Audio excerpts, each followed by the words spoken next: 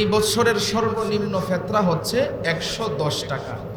ইসলামী foundation থেকে নির্ধারিত করা হয়েছে 110 টাকা। কার উপরে যাকাত ফরজ?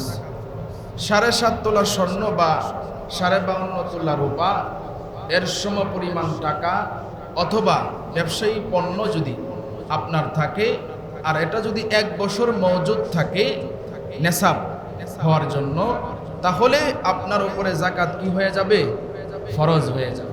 যাকাত কিভাবে দিবেন? শতকরা 2.5%। শতকরা কত পার্সেন্ট? 2.5%।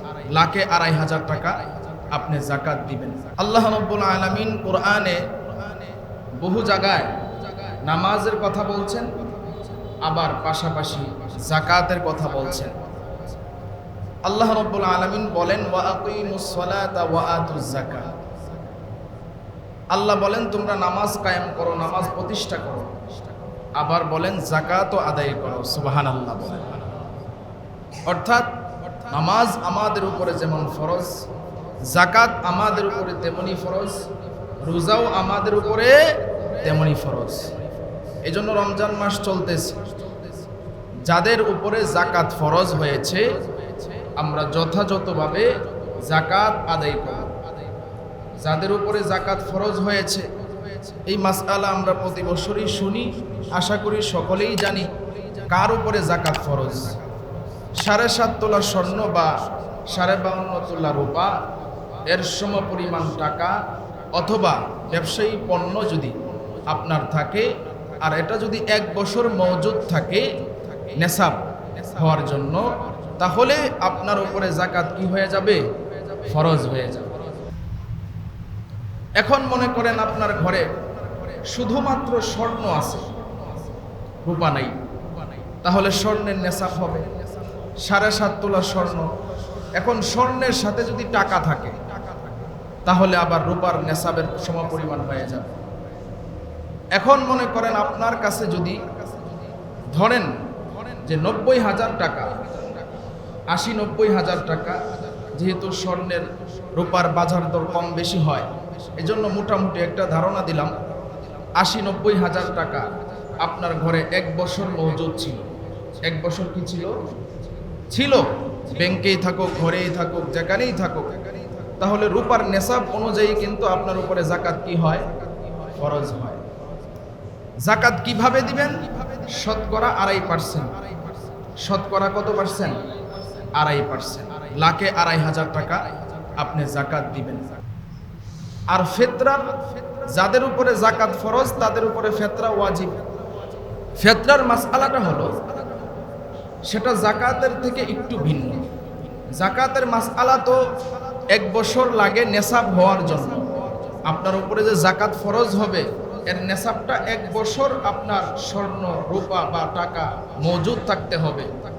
আর ফিতরার নেসাব হলো যে আপনার কাছে যদি এখনই আপনার কাছে নেসাব পরিমাণ মাল থাকে, তাহলে আপনার উপরে ফিতরা ওয়াজিব হয়ে যায়। আপনার উপরে ফিতরা কি হয়ে যায়? ওয়াজিব হয়ে যায়।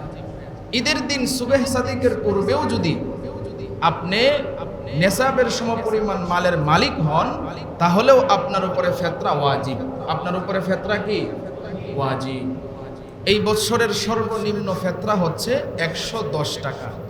ইসলামী ফাউন্ডেশন থেকে নির্ধারিত করা হয়েছে 110 টাকা। আমরা মাথা পিছু ইনশাআল্লাহ 110 টাকা ফিতরা আদায় করব। সবাই বলি ইনশাআল্লাহ। ফিতরাটা কোন পর্যন্ত আদায় করতে হবে? ঈদের দিন, ঈদের নামাজে যাওয়ার আগে আগে আপনি আপনার ফিতরা কি করবেন? আদায় করে ফেলবেন। ঈদের দিন, ঈদের জামাতে যাওয়ার আগেই আপনার ফিতরা আপনি আদায় করবেন। আপনার ঘরের মধ্যে যতজন মানুষ আছেন, মনে করেন আপনি ঘরের মালিক। হাদিসের মধ্যে আছে যে মালিক সে বাকি ঘরের যেই লোকগুলো আছে মাথা পিছু তাদের ফিতরা আদায় করে দিবে। তাহলে আপনি কামাইদার, আপনি টাকা পয়সা রোজগার করতে পারেন। ঘরে যদি 5 জন লোক থাকে, তাহলে 5 জন, আপনি একজন, 6 জন, তাহলে 110 টাকা করে 6 জনের ইনশাল্লাহ দিয়ে দিবেন। এইভাবে আমরা ফিতরা আদায় করব। আর যাকাতের বিষয়টা বললাম, লাখে কত দিব আমরা যাকাত? 2500, শতকরা 2.5%, অর্থাৎ 2.5 টাকা। দেখেন, আমরা অনেকেই যাকাত দিতে চাই না। যাকাত শব্দের অর্থ হইল পবিত্র। যাকাত শব্দের অর্থ কি? পবিত্র। যাকাত সম্পদকে পবিত্র করে। অনেক মানুষ এমন আছে যারা চিন্তা করে যাকাত দিলে আমার টাকা শেষ হয়ে যাবে, আমার টাকা ফুরিয়ে যাবে। আরে না, আল্লাহ রাসূল বলছেন যাকাত শব্দের অর্থ তো পবিত্র, আবার যাকাত শব্দের আরেকটা অর্থ আছে, সেটা হলো বৃদ্ধি করে। অর্থাৎ যাকাত দিলে আপনার সম্পদ আল্লাহ আরো বাড়ায়া দিবেন। সুবহানাল্লাহ।